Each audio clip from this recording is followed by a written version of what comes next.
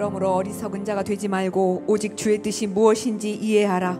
술 취하지 말라. 이는 방탕한 것이니 오직 성령으로 충만을 받으라. 시와 찬송과 신령한 노래들로 서로 화답하며 너희의 마음으로 주께 노래하며 찬송하라. 주님, 오늘 저희가 뜻과 정성을 다하여 주님 앞에 예배하고 싶습니다. 성령님 오셔서 우리를 채워주시고 세상의 헛된 마음들 다 태워주셔서 오직 기쁨으로 감사로 주님만 받으시는 예배 드릴 수 있도록 성령님 인도하여 주옵소서. 임하여 주실 성령님을 찬양하고 감사드리며 예수님의 이름으로 기도합니다. 아멘. 그 자리에 모두 일어나셔서 주의 보좌 앞으로 나가겠습니다.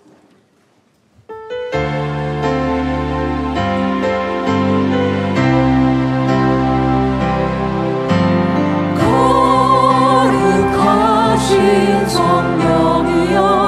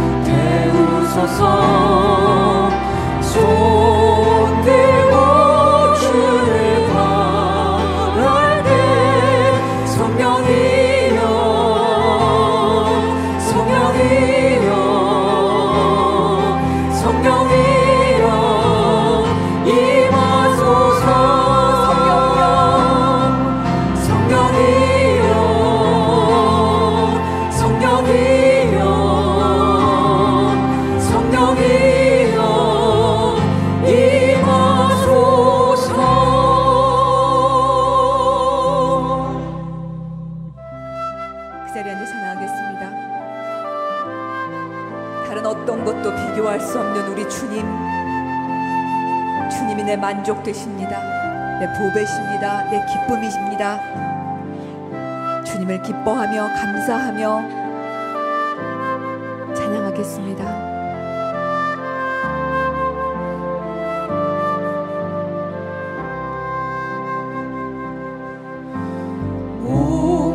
목마른 사슴 시내 물을 찾아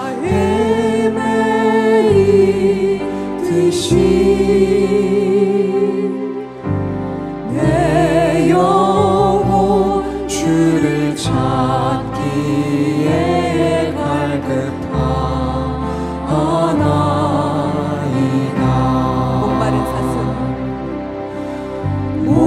목마른 사슴 시내 물을 찾아 내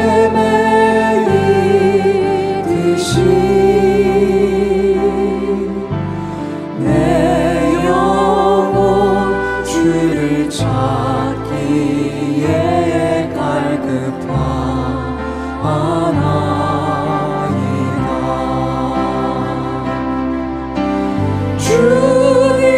주님만이 나의 힘, 나의 방패, 나의 장소만,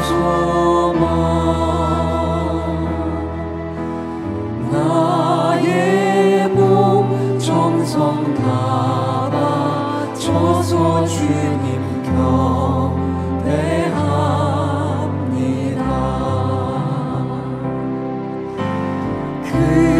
금보다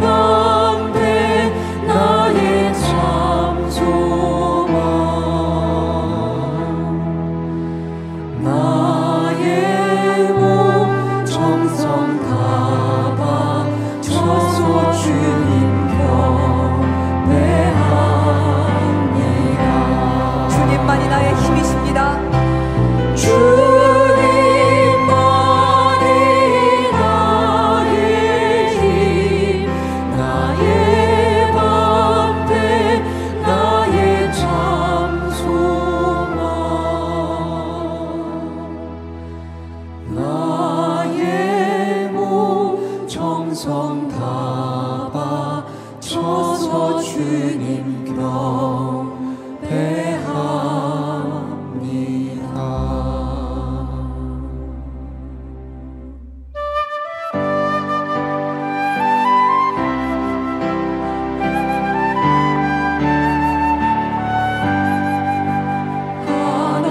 하나님의 주이는 내 길이 길이 빛나니 우리들도 등대되어 주의 사랑 비추세. 우리 작은 불을 켜서 험한 바다 비추세. 물에 빠져 헤매니 건져내어 살리세. 죄의 밤을 기뻐하고 성난 물결 설렌다. 어디 불빛 없는 가로 찾는 물이 많구나. 우리 작은 불을 켜서 험한 바람 비추세. 물에 빠져 헤매니 건져내어 살리세. 너의 등불 거두어라. 거친 바다 비춰라. 빛을 찾아 헤매니 생명선에 건져라. 우리 작은 불을 켜서 험한 바다 비추세.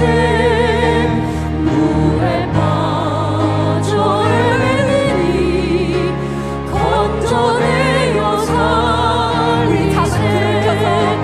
우리 작은 불을 켜서 험한 바다 비추세. 물에 빠져 헤매니 건져내어 살리세.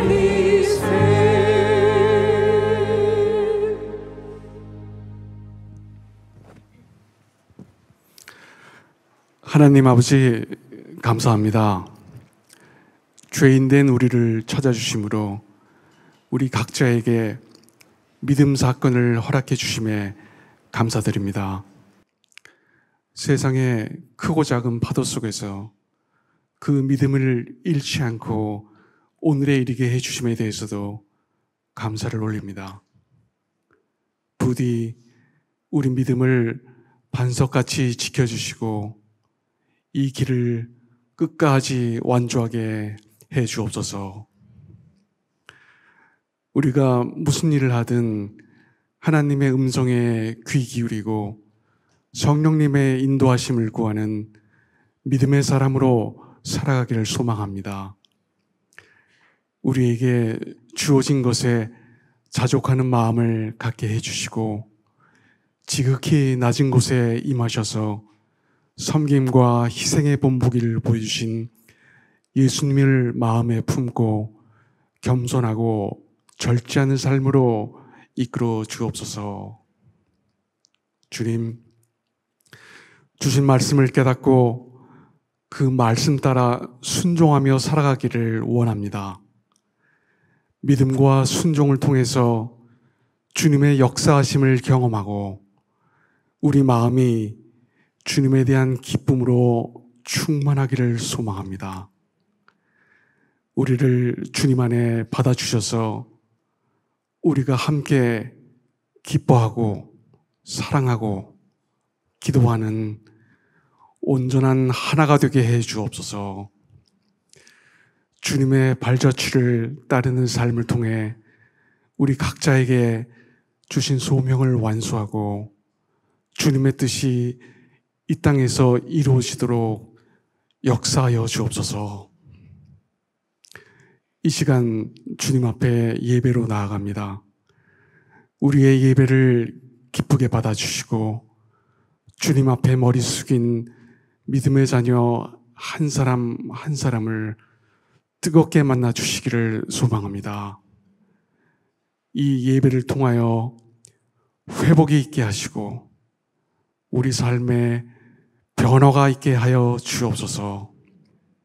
우리를 지극히 사랑하사 십자가의 보혈로 우리를 구원하신 예수 그리스도의 이름으로 기도합나이다. 아멘.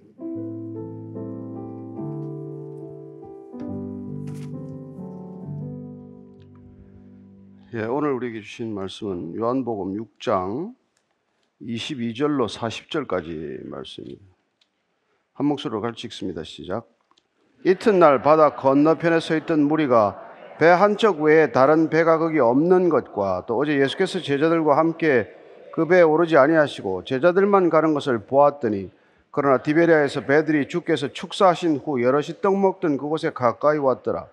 무리가 거기에 예수도 안 계시고 제자들도 없음을 보고 곧 배들을 타고 예수를 찾으러 가버나움으로 가서 바다 건너편에서 만나 랍비여 언제 여기 오셨나이까 하니 예수께서 대답하여 이르시되 내가 진실로 진실로 너희에게 이르노니 너희가 나를 찾는 것은 표적을 본 까닭이 아니요 떡을 먹고 배부른 까닭이로다. 썩을 양식을 위하여 일하지 말고 영생하도록 있는 양식을 위하여 하라. 이 양식은 인자가 너희에게 주리니 인자는 아버지 하나님께서 인치신 자니라. 그들이 묻되 우리가 어떻게 하여야 하나님의 일을 하오리이까? 예수께서 대답하여 이르시되 하나님께서 보내신 일을 믿는 것이 하나님의 일이니라 하시니 그들이 묻되 그러면 우리가 보고 당신을 믿도록 행하시는 표적이 무엇이니까? 하시는 일이 무엇이니까? 기록된 바 하늘에서 그들에게 떡을 주어 먹게 하였다 함과 같이 우리 조상들은 광야에서 만나를 먹었나이다. 예수께서 이르시되 내가 진실로 진실로 너희에게 이르노니 모세가 너희에게 하늘로부터 떡을 준 것이 아니라 내 아버지께서 너희에게 하늘로부터 참떡을 주시라니 하나님의 떡은 하늘에서 내려 세상에 생명을 주는 것이니라. 그들이 이르되 주여 이 떡을 항상 우리에게 주소서. 예수께서 이르시되 나는 생명의 떡이니 내게 오는 자는 결코 줄이지 아니할 터이요 나를 믿는 자는 영원히 목마르지 아니하리라. 그러나 내가 너희에게 이르기를 너희는 나를 보고도 믿지 아니하는도다 하였느니라. 아버지께서 내게 주시는 자는 다 내게로 올 것이요 내게 오는 자는 내가 결코 내쫓지 아니하리라. 내가 하늘에서 내려온 것은 내 뜻을 행하려 함이 아니요 나를 보내신 이의 뜻을 행하려 함이니라. 나를 보내신 이의 뜻은 내게 주신 자 중에 내가 하나도 잃어버리지 아니하고 마지막 날에 다시 살리는 이것이니라. 내 아버지의 뜻은 아들을 보고 믿는 자마다 영생을 얻는 이것이니 마지막 날에 내가 이를 다시 살리리라 하시니라. 아멘. 하나님 아버지, 주님께서 공생애를 시작하시기 전에 광야에서 시험 받으실 때 40일 금식하시고 줄이셨습니다. 돌이 떡이 되게 하라는 유혹을 만닥뜨렸을 때 주님께서는 사람이 떡으로만 사는 것이 아니요 하나님의 입에서 나오는 모든 말씀으로 산다고 말씀하셨습니다. 오늘 우리가 그런 고백을 다시 한번 주님께 드리고자 합니다. 이 땅에서 하루 세 끼를 먹어야 사는 인생이지만 그러나 우리는 양식으로만 사는 것이 아니라 하늘 양식으로 사는 존재다. 그렇게 주님께 고백하는 자리가 되게 하여 주옵소서. 예수님 이름으로 기도합니다. 아멘. 요한복음 6장의 주제어는 영생입니다. 생명이죠. 예수님께서 내가 생명이라고 하는 이 선포를 오늘 듣게 됩니다. 그를 위해서 6장은 두 가지 표적을 우리에게 미리 보여주셨어요. 첫째는 오병이어의 표적입니다. 많은 사람들이 그 표적에 참여했고 또 그 표적을 경험했습니다. 그러나 정작 배가 갈릴리 호수를 건너갈 때 풍랑을 만났었고 그 풍랑 사이로 걸어오는 예수님은 12제자 이외에는 본 적이 없죠. 어쨌건 이 두 가지 표적을 사도 요한은 동일하게 하나님이 누구신지 예수님이 누구신지를 드러내는 표적이다라고 기록하고 있습니다. 그렇습니다. 전체적으로 사도 요한은 요한복음 전체를 통해서 예수님이 누구신지를 우리가 아는 것이야말로 그리고 예수 그리스도를 알고 믿는 것이야말로 우리 신앙의 전부라는 사실을 강조하고자 하는 것입니다. 따라서 오늘 예수님을 따르는 무리들과 예수님께서 대화하는 그 장면으로 들어가기 전에 예수님께서 본인 스스로 자기 정체성을 선언하는 그 선포를 듣게 됩니다. 먼저 22절, 23절이에요. 시작. 이튿날 바다 건너편에 서 있던 무리가 배 한 척 외에 다른 배가 거기 없는 것과 또 어제 예수께서 제자들과 함께 그 배에 오르지 아니하시고 제자들만 가는 것을 보았더니 그러나 디베리아에서 배들이 주께서 축사하신 후 여럿이 떡 먹던 그곳에 가까이 왔더라. 오병이어의 기적 표적이 있었던 다음 날 분명히 배는 어제 한 척밖에 없었고 그 배가 떠날 때 예수님은 타지 않았었는데 예수님도 사라지고 없어요. 그리고 예수님은 건너편 갈릴리 호수 건너편에 나타나신 것입니다. 오병이어의 표적은 벳세다에서 일어난 표적이에요. 근데 예수님은 지금 그 표적에 흥분하는 제자들, 무리를 흩으시고 제자들을 건너편으로 떠나보내시고 산에 기도하러 홀로 떠나셨다가 풍랑에 시달리는 제자를 보고 새벽 3시경에 다시 무리를 걸어서 올라오셨고 배 타시자 물결이 잠잠해지고 그 배는 곧 목적지로 닿았다고 기록이 되어 있습니다. 따라서 밤새 무슨 일이 일어났는지는 제자들 외에 아무도 알지 못하는 일이죠.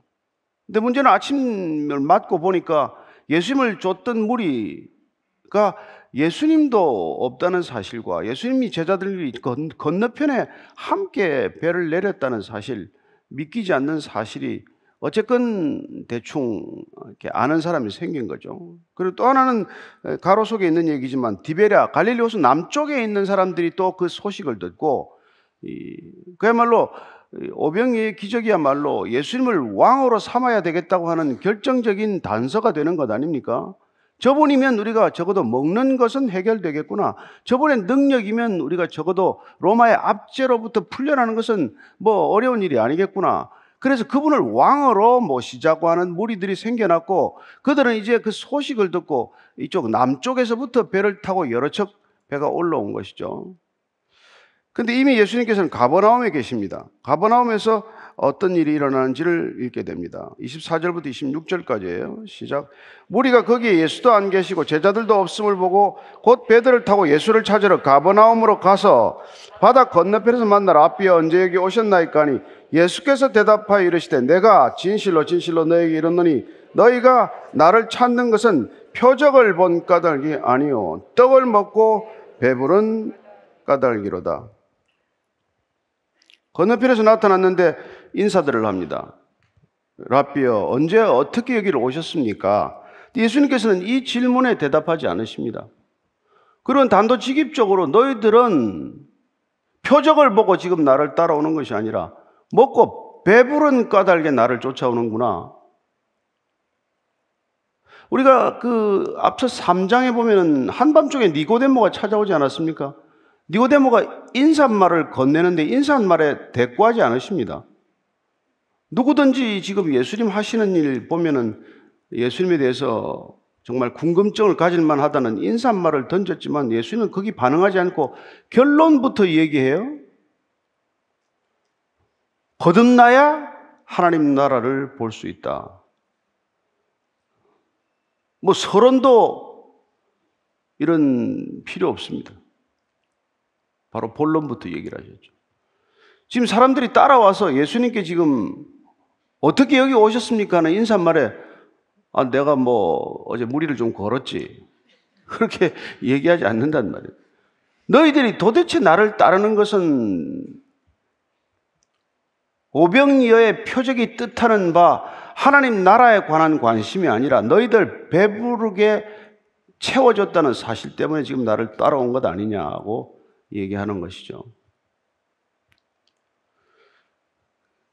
그렇습니다. 예수님을 따르는 그 수많은 무리들 가운데 대부분의 사람들은 내 필요가 채워지는 것 때문에 내가 원하는 것이 충족되기 때문에 예수님을 따라오는 것이죠.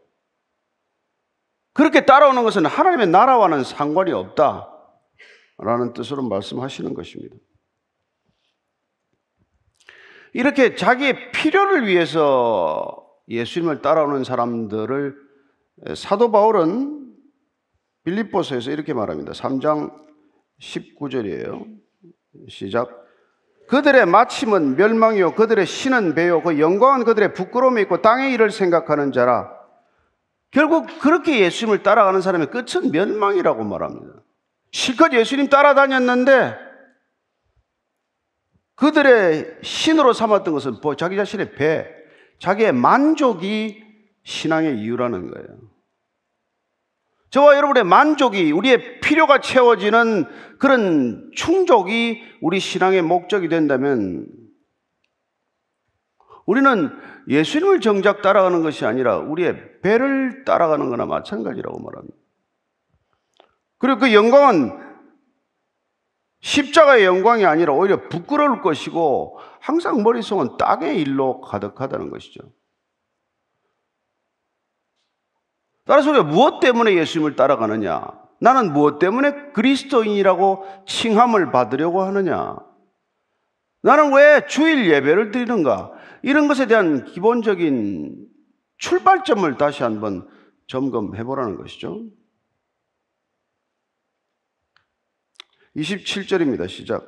썩을 양식을 위하여 일하지 말고 영생하도록 있는 양식을 위하여 하라. 이 양식은 인자가 너에게 주리니 인자는 아버지 하나님께서 인치신 자니라.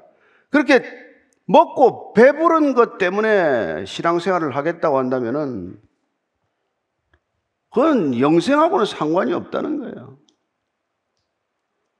예수님이 이 땅에 오신 것은 영원하도록, 영생하도록 있는 생명을 주기 위해서 오셨고, 지금 예수님께서 사도 요한이 기록하는 이 7가지 표적들도 예수님이 이 땅에서 주시고자 하는 영생을 주실 수 있는 하나님의 아들로서의 표적을 기록하고 있지만, 단순히 그 표적 그 자체에만 우리의 관심이 머무른다면, 그래서 정작 그 표적이 가리키는 하나님 나라에 별 관심이 없다면 아무 소용이 없다는 것이죠.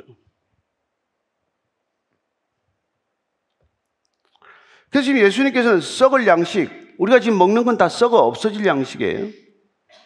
우리가 날마다 열심히 일해서 버는 돈은 다 없어질 것들입니다.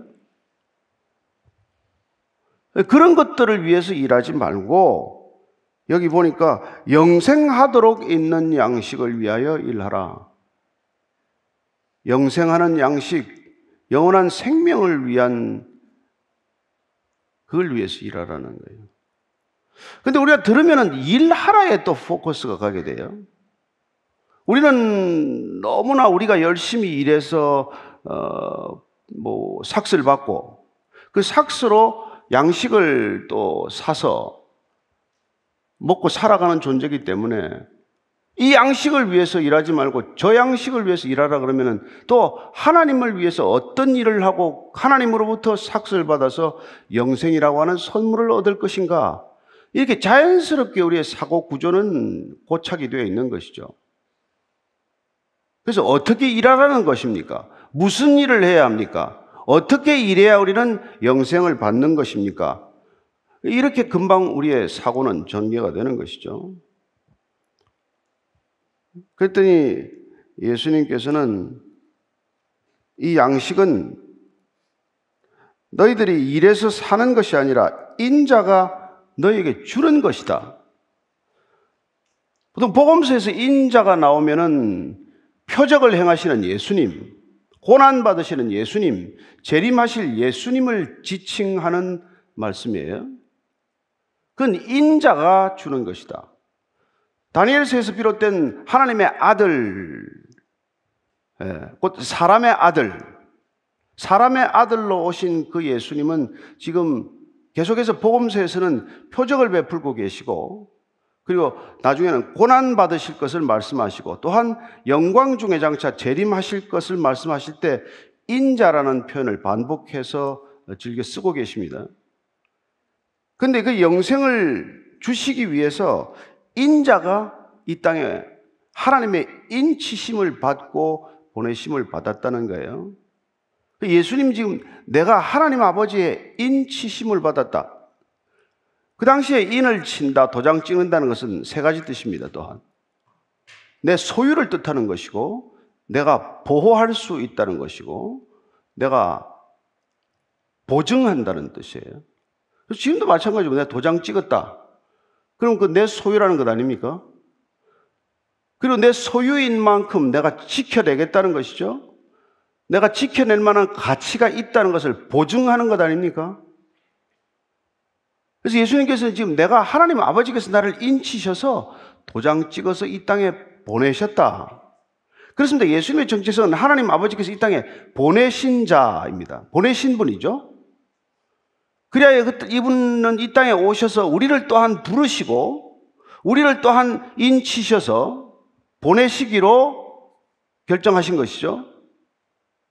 따라서 우리를 성령으로 도장을 찍으시고 성령 세례를 받게 하셔서 다시 우리를 세상 가운데로 보내시기로 작정하셨고, 그 일은 하나님 아버지께서 이미 예수님을 인치셔서 보내실 때부터 작정된 일이고 예정된 일이어서 그 일은 하나님께서 실수 없이 온전히 작정하신 대로 다 이루실 것이다.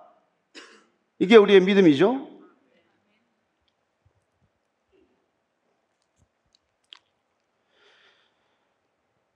근데 이 양식을 내가 준다는 거예요.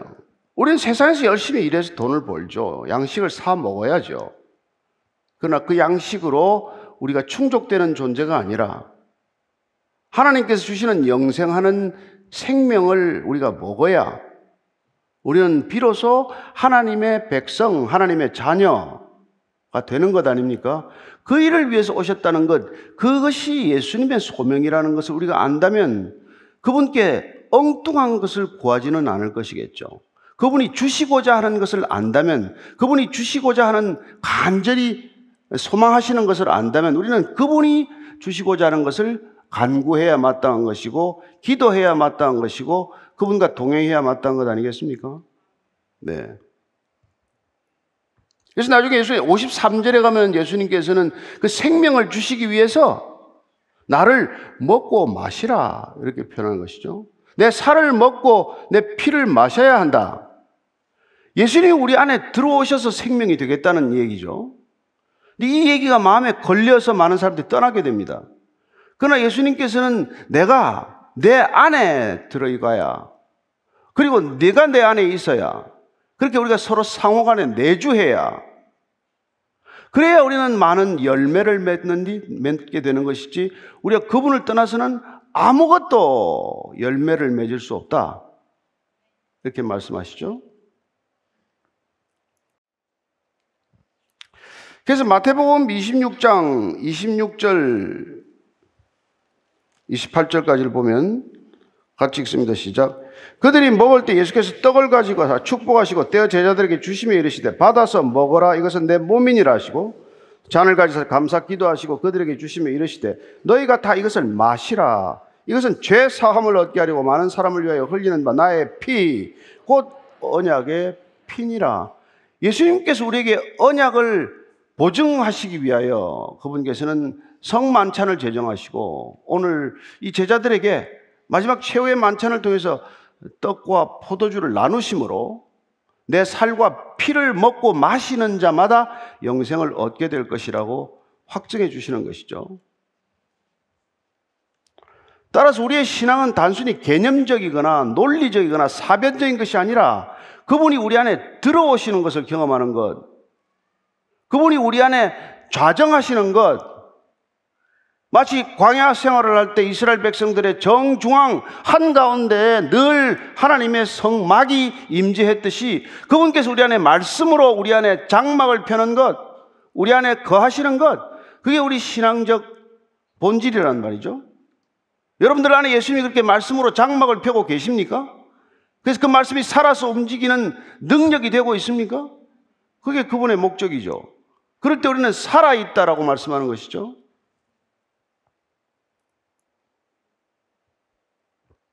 자, 28절 29절입니다. 시작. 그들이 묻되 우리가 어떻게 하여야 하나님의 일을 하오리까? 예수께서 대답하여 이르시되 하나님께서 보내신 이를 믿는 것이 하나님의 일이니라 하시니. 자, 아까 말씀드린 대로 그들은 영생을 위해서 이제는 그냥 썩어 없어질 양식을 위해서 일하지 말고 하나님의 일을 해야 될 텐데, 하나님의 일을 해야 영생하는 양식을 얻는다고 하는데, 이 말씀을 듣는 순간 여러 가지 생각들이 머릿속에 교차했을 거예요. 첫째는 율법을 즐겨 이렇게 연구하거나 율법을 준행한다고 스스로 생각하는 사람들은 어떤 율법으로 하나님의 일을 해야 한다는 뜻인가? 나는 어떤 계명을 놓치고 있거나 그 계명을 반드시 해야 한다는 그런 뜻인가? 또 아니면은 뭐 대제사장이나 늘 성전에서 사는 사람들은 나는 하나님의 일을 충분히 하고 있는데, 이미 내가 하나님의 일을 충분히 해왔고 또 지금도 충분히 하고 있으니 나는 더 달리 하나님의 일을 할 게 없을 텐데, 이런 여러 가지 생각들이 머릿속에 지나가지 않았겠어요? 그리고 또 어떤 사람들은 내가 이제부터 하나님의 일을 새로 시작해서 이제는 영생하는 양식을 내가 얻어야 되겠구나, 또 이런 생각을 하는 사람도 물론 있겠지만, 그러나 오늘 그 모든 생각들을 갈아엎는, 뒤집어 엎는 하나님의 일에 대한 새롭고도 명쾌한, 흔들리지 않는 분명한 정의를 내려주시는데, 그 정의는 무엇입니까? 하나님의 일이란 믿는 거라고 말씀하십니다. 믿음이 하나님의 일이다. 믿음은 객관적으로 태도를 말하는 거예요. 하나님을 믿는 것이 하나님의 일이다. 여러분, 이거야말로 우리의 믿음이 행위 중심적으로 옮겨져 있는 대부분의 신앙생활과는 전혀 동떨어진 얘기죠. 아니면 어쩌면 상반된 얘기 아닙니까?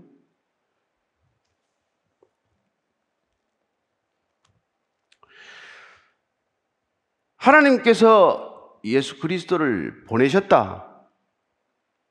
따라서 하나님은 예수님을 보내신 분이고, 하나님은 예수님을 보내신 분이에요. 예수님은 하나님께서 보내신 분이에요. 이걸 믿으라는 거예요. 그래서 예수가 그리스도다. 하나님께서 우리에게 영생하도록 있는 생명을 주시도록 예수님을 보내셨고, 예수님은 영생하도록 있는 생명을 우리에게 주시기 위해서 하나님으로부터 보내심을 받아서 그분이 보내셨다는 것을 우리가 믿도록 하는 것, 그게 그분의 일이라는 거예요. 따라서 저와 여러분들이 예수님을 믿는 것, 그 예수님을 믿는 믿음의 실체는 그분이 그리스도다 하는 걸 믿는 것이고, 그분이 그리스도다라고 믿는 것은 하나님께서 예수님을 보내셨다. 예수님은 하나님께서 보내서 오신 분이다. 하나님은 예수님을 보내시는 분이고, 예수님은 하나님께서 보내셔서 오셨다는 것을 믿는 것이란 말이에요. 믿는 것 같기도 하고 안 믿는 것 같기도 합니까?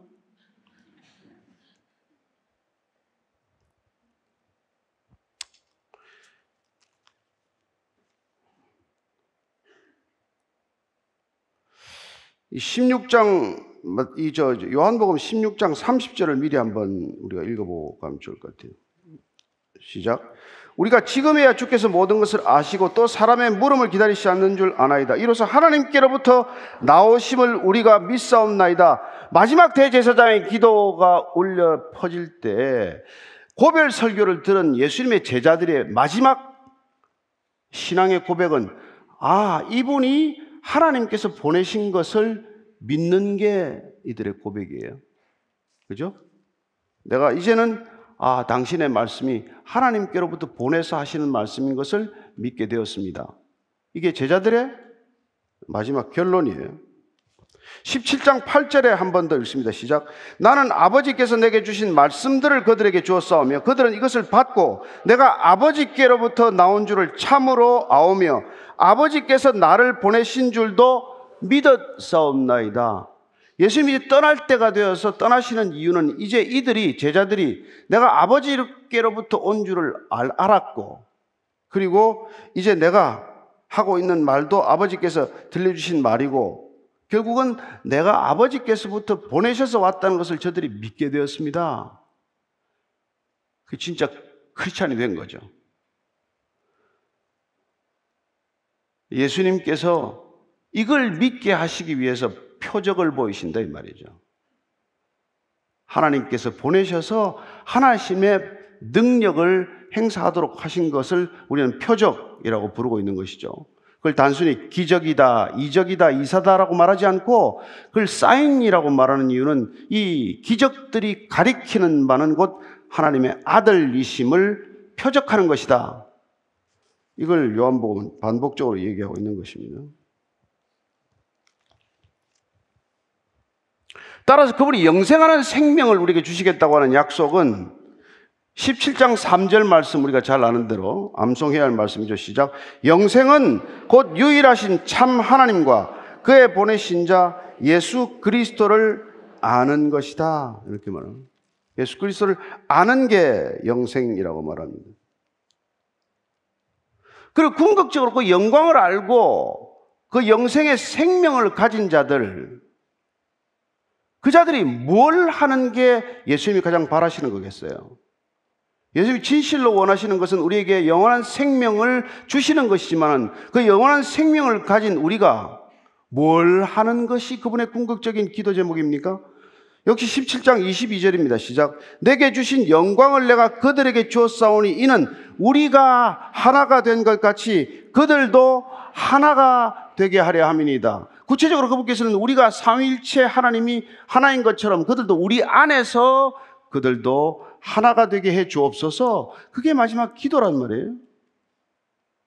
우리가 무슨 일을 하든지 자꾸 쪼개지고 나눠지고 분리되는 것은 하나님의 일과 상관이 있는 겁니까? 없는 겁니까? 고민해 봐야 될 일이죠. 그분의 생명이 우리에게 있다면 우리는 하나의 공동체를 이루는 게 너무나 마땅한 일이다 이 말이죠.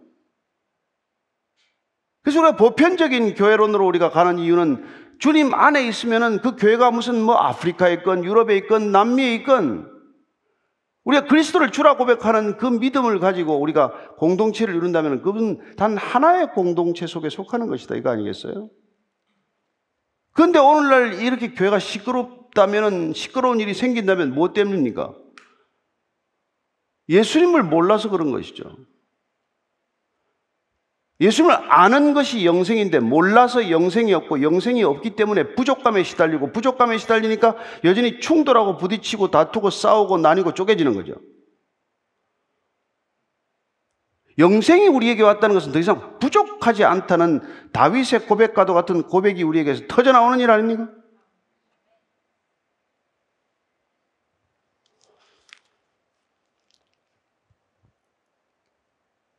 따라서 우리가 무슨 일을 더 하는 게 하나님의 일이 아니라 예수 그리스도를 예수가 그리스도다. 예수께서 우리를 대속하셨다. 이걸 믿는 게 하나님의 일이라면 우리가 믿음으로 하는 일이 하나님의 일이지 따로 하나님의 일을 규정할 수 없단 말이에요. 그래서 믿는 것이 하나님의 일이라는 것을 우리가 분명히 깨닫는다면 우리는 우리의 일상적인 삶과 신앙이 분리될 수 없다는 것을 알게 되는 것이죠. 내가 예수가 그리스도다는 걸 믿기 때문에 아이를 기르는 것도 하나님의 일인 것이고 내가 출근해서 하루 종일 열심히 일하는 것도 믿음 가운데 믿음을 가지고 믿음과 일하고 있다면 그는 하나님의 일을 하고 있는 거란 말이에요. 따라서 지금 주님께서 우리에게 바르게 믿는 것, 제대로 믿는 것, 제대로 아는 것 이게 그토록 중요한 까닭은 그래야만 우리는 일상으로부터 분리되지 않은 신앙, 현실에 굳게 뿌리박은 신앙, 현실과 분리되지 않는 신앙 그래야 우리가 일상적으로 경험하는 가족이나 이웃들과의 관계가 괴리되지 않는 신앙으로 갈 수 있기 때문에 어떤 것보다도 믿음으로 일하라고 지금 얘기하고 있는 것이죠. 왜 이단입니까? 이단 여러분 가면 다 관계가 끊어지잖아요.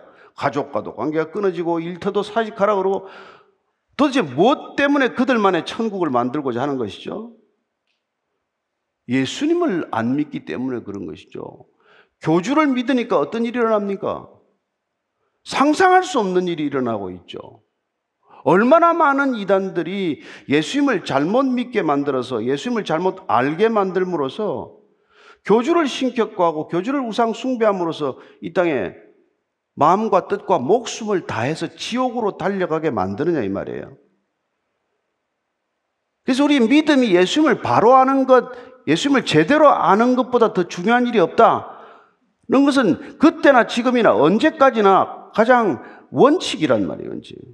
우리의 신앙은 그분을 아는 데서 비롯되어야 한다. 바르게 아는 데서 비롯되어야 된다. 히브리인들의 생각은 바로 안다는 것은 바른 관계를 가지고 있다는 뜻이죠. 깊이 관계를 맺고 있다는 뜻이죠. 그렇습니다. 저와 여러분들이 아무리 저하고 관계가 있다고 여러분들이 크리스천이 되는 게 아니잖아요. 여러분들 옆에 있는 이 성도들 다 이름을 외운다고 해서 그리스도인이 되는 게 아니지 않습니까? 주님을 바르게 알 때 여러분들은 그리스도인이 되는 것이고, 그때 주님께서 주시고자 하는 영생하는 생명을 받게 되는 것이고, 그 선물을 받게 되면 여러분들은 든든한 믿음 위에서 살아가는 어떤 관계든지 목마르지 않은 관계가 될 것이고, 목마르지 않은 사랑으로, 부족하지 않은 사랑으로 이웃을 사랑하고 이웃을 섬기는 그런 그리스도인이 될 것 아니겠어요? 그렇게 하고 계십니까? 잘 안 되니까 맨날 대표 기도하면 죄만 짓다 왔다 그러죠? 그렇지만 우리가 안 된다고 해서, 우리가 잘못 지금 믿고 있다고 해서 예수님이 잘못된 게 아니란 말이에요. 그래서 예수님을 바로 아는 것, 바른 관계를 맺는 것, 그게 우리 신앙의 어쩌면 전부다 이 말이에요.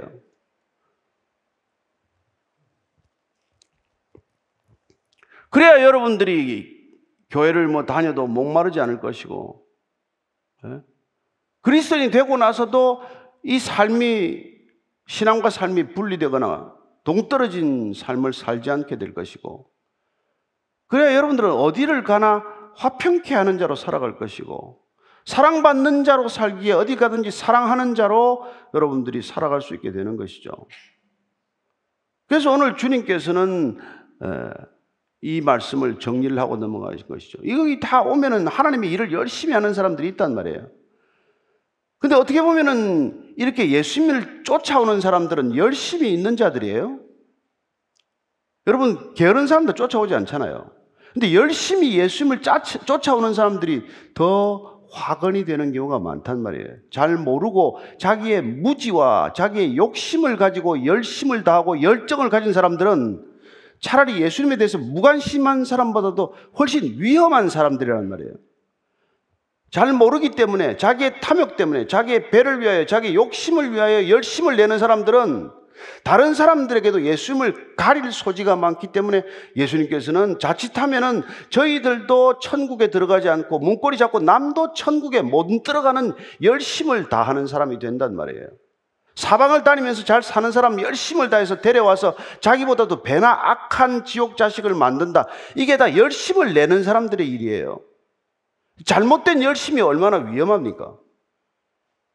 그래서 오늘 예수님께서는 잘못된 열심으로 하나님의 일을 하는 것이 아니라, 잘못된 열심으로 일하는 것이 아니라 우선 하나님을 믿으라, 예수님을 믿으라, 성령님을 믿으라, 삼위일체 하나님을 제대로 믿으라. 이게 우리 신앙의 본질이고 핵심이고 전부라는 것입니다. 그럴 때 우리는 우리 삶 전체가 믿음의 삶이 되는 것이고, 믿음의 삶으로 사는 사람은 무엇을 하든지 하나님의 뜻에 합당한 삶으로 살아갈 수 있는 적어도 기초 정비 작업이 되어 있는 사람이란 말이죠.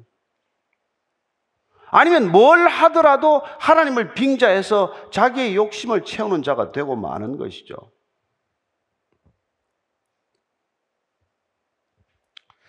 자, 30절 31절입니다. 시작. 그들이 묻되 그러면 우리가 보고 당신을 믿도록 행하시는 표적이 무엇이니까? 하시는 일이 무엇이니까? 기록된 바 하늘에서 그들에게 떡을 주어 먹게 하였다 함과 같이 우리 조상들은 광야에서 만나를 먹었나이다. 이들의 생각은 안 바뀌어요. 이들은 여전히, 그러면 우리가 하나님 일 좀 해보겠는데 당신이 하나님의 아들이라는 것, 보내신 자라는 표적을 더 보여줘라. 지금까지 본 표적은 무엇이고 또 더 다른 표적을 보여달라는 것 무엇입니까? 더 보여달라는 것이죠. 도마와 같은 사람이죠. 창자국과 못자국을 보여줘야 믿겠다. 예수님께서 또 보여주세요. 보여주고 나서 보지 않고 믿는 자는 복되도다라고 말씀하신 것은 무엇 때문입니까? 보고는 믿는 게 아니라 보고는 설명되는 것이고 증거되는 것이고 보고는 확증되는 것이죠. 믿음은 설명이 아니지 않습니까? 믿음은 보지 않고 믿는 게 믿음의 본질이죠. 믿을 만한 대상이기에 우리가 믿음으로 나아가는 것 아닙니까?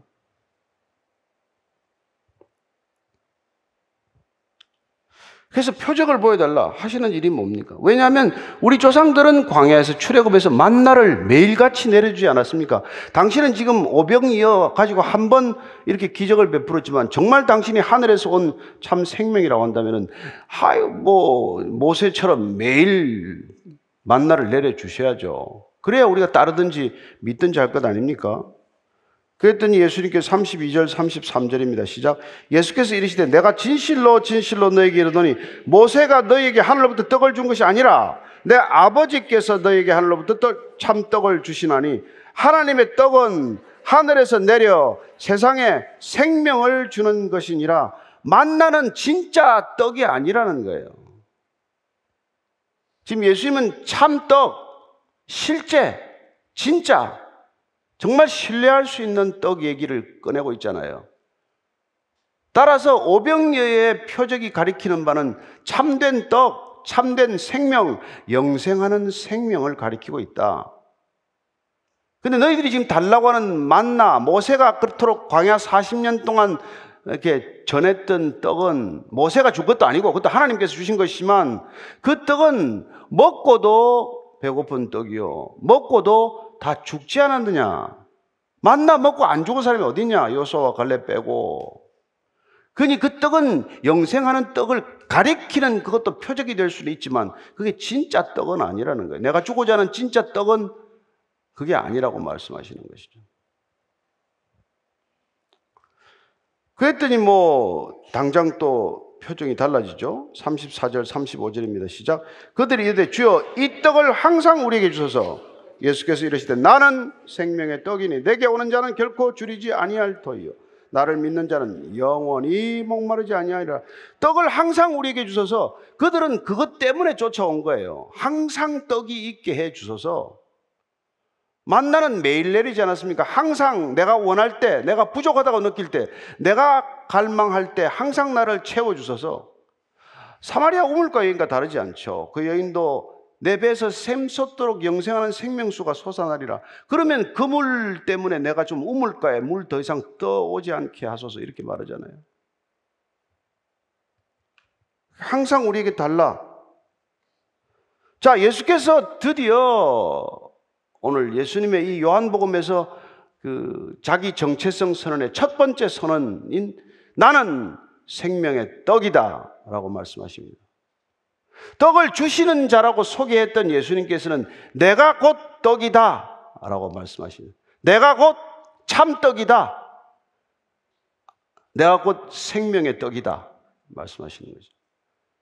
우리 잘 아는 대로 내가 곧 생명의 떡이다. I am the bread of life.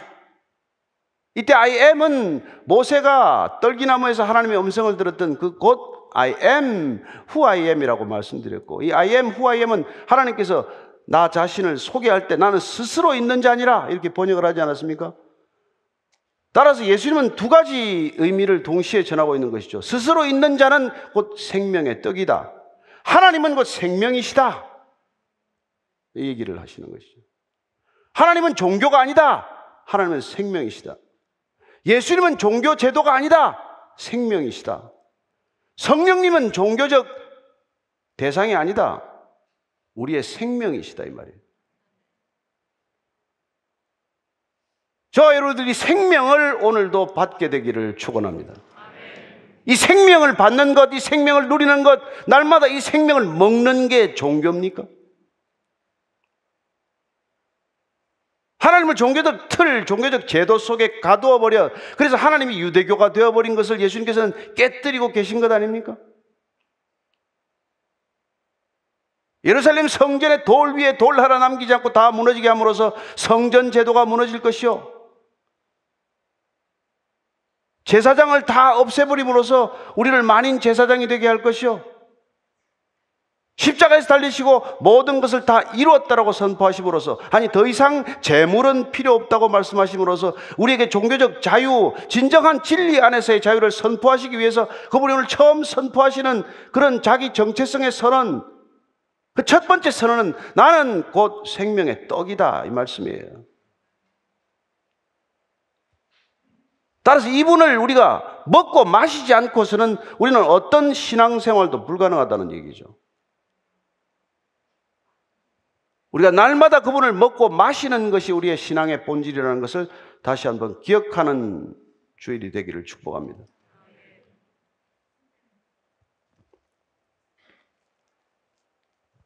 이 선언은 계속되겠죠. 나는 생명의 떡이다. 나는 세상의 빛이다. 나는 양의 문이다. 나는 선한 목자다. 계속해서 I am, I am, I am. 하나님이 누구신지를 반복적으로 선언하시고 또한 공개적으로 선포하시는 것이죠.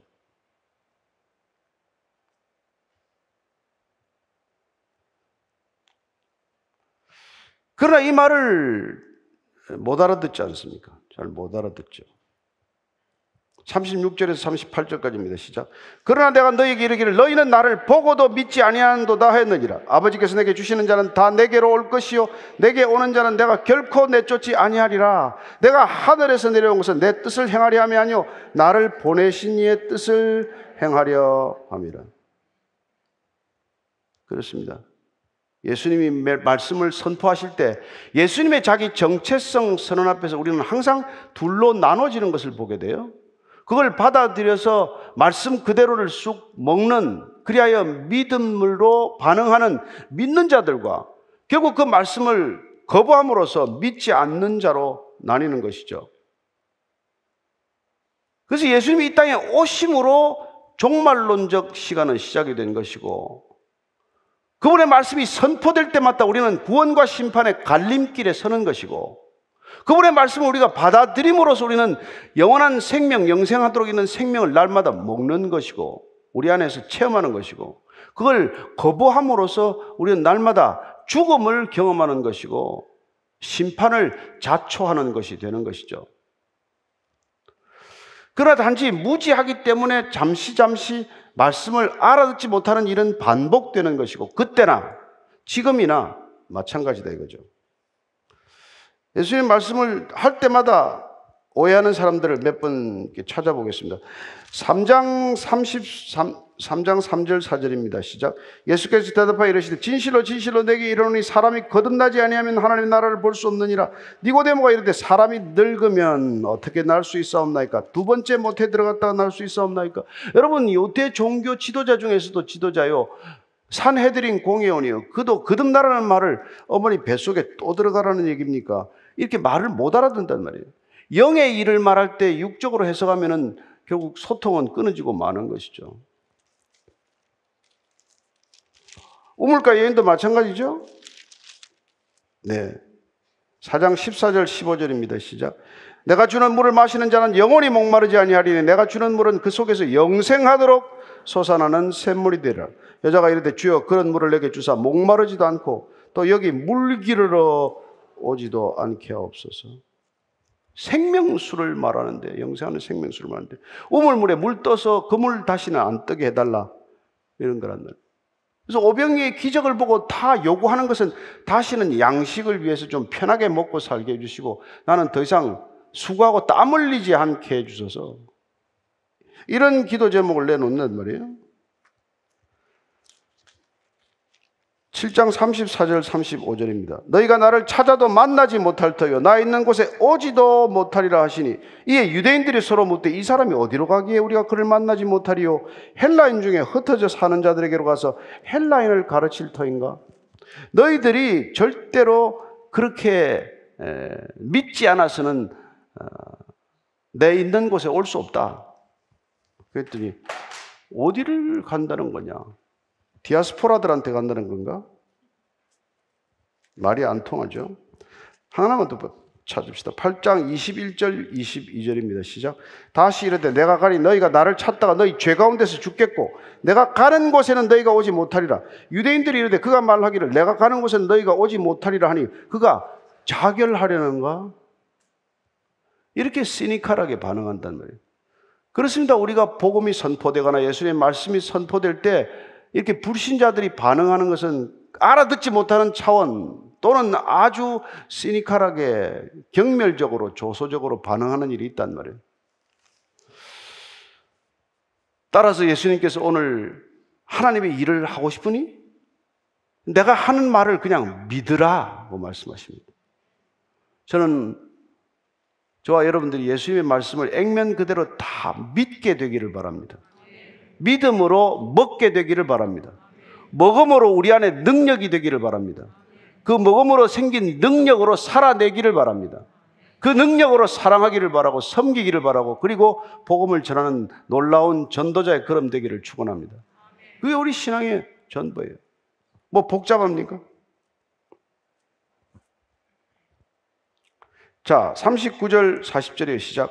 나를 보내신 이의 뜻은 내게 주신 자 중에 내가 하나도 잃어버리지 아니하고 마지막 날에 다시 살리는 이것이니라. 내 아버지의 뜻은 아들을 보고 믿는 자마다 영생을 얻는 이것이니 마지막 날에 내가 이를 다시 살리리라. 마지막 날은 계속해서 우리가 심판의 날 동시에 구원의 날을 뜻하는 것이죠. 여기서는 구원의 뜻으로 쓰였습니다. 어쨌든 하나님께서 예수님을 보내신 뜻은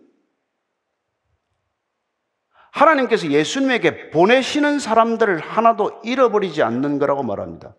따라서 우리가 예수님께 가는 것은 하나님 아버지께서 우리가 가도록 하셔야 그분께로 오신다는 것을 예수님 말씀해 주고 계신 것이죠.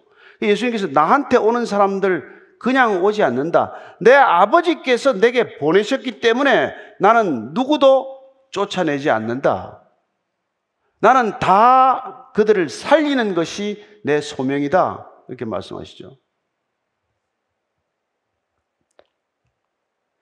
아들을 보고 믿는 자마다 다 영생을 얻게 하는 것, 이게 예수님의 이 땅에 보내신 자로서의 소명이라는 것입니다.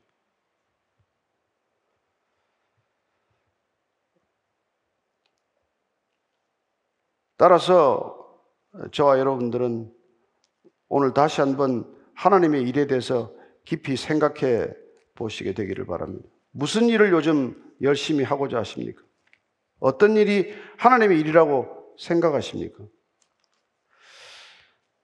교회 안에서 더 많은 시간을 보내기 위해 보내는 것이 하나님의 일이라고 생각을 하십니까? 그렇지 않습니다. 저는 저와 여러분들이 어디에서 무슨 일을 하건 하나님을 믿는 삶을 살아내는 것이 곧 하나님의 일이라는 것을 오늘 분명히 기억하고 이 자리를 떠나게 되시기를 바랍니다. 주님께서는 우리를 그리하여 보내시는 곳마다 하나님의 나라가 임하게 하는 것, 우리가 가는 곳마다 생명의 씨앗이 뿌려지는 것, 우리가 일하는 곳마다 어떤 일이건 그것이 믿음으로 하는 일일진데 그것이 생명의 열매로 나타나는 것, 그리하여 분쟁이 있는 곳마다 화평이 찾아들게 되고 미움과 증오가 있는 곳마다 사랑의 향기가 번져나가는 것, 그런 것들이 주님께서 우리를 부르신 이유요, 우리를 건지신 이유요, 우리를 영생하는 생명으로 새롭게 나게 하신 이유 아닙니까? 오늘날 교회가 이 일에 집중한다면, 이 땅의 그리스도인들이 이 한 가지 일에 전념한다면 우리는 세상을 바꿀 수 있는 참된 교회가 될 것입니다. 교회의 생명력은 눈에 보이는 것에 있지 않습니다. 교회의 생명력은 저와 여러분들 안에 마음속에 믿음이 바로 세워지는 것입니다. 종교개혁은 교회 제도를 바꾸는 것이 아니라 저와 여러분들이 거듭나는 것입니다. 참된 종교개혁이란 저와 여러분들이 하나님께서 보내셔서 있는 곳에서 믿음으로 살아내는 것입니다. 어떤 세상적인 일도, 세상적인 질서도, 세상적인 가치도, 세상적인 우선순위도 교회에 자리 잡게 해서는 안 되는 것이죠. 교회가 세상을 닮아가서는 세상을 어떻게 바꿀 수 있습니까? 따라서 우리가 오늘 주님께서 하나님의 일을 우리에게 분명히 가르쳐 주시고 믿음으로 하는 일이고 하나님의 일이라는 것을 우리가 다시 한번 확인한다면 우리는 이 시대 교회가 해야 할 일을 다시 한번 확인하게 되는 것입니다. 교회가 눈에 보이는 일보다 더 중요한 본질에 집중한다면 눈에 보이는 것들은 따라오는 일들이에요. 거저되는 일들은 아니겠지만, 따라서 오늘 다시 한번 이 말씀을 묵상하면서 하나님, 제 안에 믿음이 다시 세워지게 하옵소서. 제 안에 다시 한번 믿음이 불일 듯 일어나게 해 주옵소서. 그래야 제가 날마다 살아내는 삶의 자리가 하나님의 일이 펼쳐지고 열매 맺는 곳 되게 해 주옵소서. 그것이 가정이건 그것이 일터건 그것이 선교지건 그것이 교회이건 어디서건 믿음으로 하는 믿음의 열매가 이 땅의 질서를 바꾸고 이 땅의 본질적인 죄악된 세상을 바꿔놓는 능력이 되게 해 주옵소서. 그렇게 한번 기도하시겠습니다. 같이 기도하겠습니다. 하나님 아버지, 교회만큼 일을 많이 하는 곳이 어디 있습니까? 교회가 참 많은 일을 합니다. 많은 사람들을 구제하기도 하고 많은 곳에 선교하기도 하고 많은 곳에 정말 하나님의 일을 감당하지만, 그러나 오늘 주님께서 믿음으로 그 모든 일을 감당하라고 다시 한번 우리에게 권면해 주셨습니다. 하나님, 우리가 다시 한번 우리 안에 어떤 믿음으로 우리가 예수님을 따르고 있는지, 날마다 자기를 부인하고 십자가를 지고 주님 따르고 있는지, 아니면 우리 자신의 영광을 위해서 이 길을 가고 있는지 다시 한번 돌아보게 하시고, 혹시 우리가 지고 있던 십자가 떨어지지는 않았는지 확인하는 잠시의 머무르는 시간이 있게 하여 주옵소서. 하나님, 우리 각자를 나를 따르라, 내가 너로 사람을 낚는 어부가 되게 하리라 약속하셨는데, 우리는 주님을 따라가면서 사람을 낚는 것보다는 재물을 낚는 데 관심이 있고 내 명예를 낚는 데 관심이 있고 내 유익을 낚는 데 관심이 있는지 아닌지 모르겠습니다. 하나님 아버지, 내가 주님 따르다가 손해본 것이 무엇인지 한번 기억하기를 원합니다. 내가 주님을 섬기다가 내 일신상의 건강이나 내 일신상의 재물이나 내 일신상의 명예가 손해본 것이 정말 무엇인지 오늘 주님 앞에 되돌아보기를 원하오니, 주님, 끝까지 믿음의 길 완주할 수 있는 바르게 주님을 아는 삶이 되게 하시고 바르게 주님을 믿는 삶이 되게 하여 주시옵소서. 하나님 아버지, 하나님께서 보내신 자 예수 그리스도를 아는 것이 곧 영생이라고 하셨사오니, 이미 우리에게 오신 그 영생으로 우리가 더 이상 목마르지 않습니다. 더 이상 인정받을 필요도 없습니다. 오직 주님 우리를 세우시는 곳에서 주님의 모양과 형상을 드러내는 삶이 되게 하여 주옵소서. 하나님, 한 주간의 삶 동안 오직 주님으로 우리 마음에 가득하게 하시고 우리에게 부어주신 영생의 생명으로 그 생명을 마음껏 흘려보내는 생명의 자리가 되게 하여 주시옵소서. 사방에 죽음의 증상이 불일 듯 일어나고 있고 사방에 죽음이 만연하고 있는 이 시대, 마지막 시대에 우리가 해야 할 딱 한 가지, 오직 한 가지, 유일한 한 가지, 주님 바르게 믿고 바르게 살아내는 것임을 오늘 말씀해 주셨사오니, 한 주간의 삶 그렇게 살다가 믿음의 자리에서 다시 만나게 하여 주옵소서. 예수님 이름으로 기도합니다. 아멘. 우리 일어나서 찬양하시겠습니다.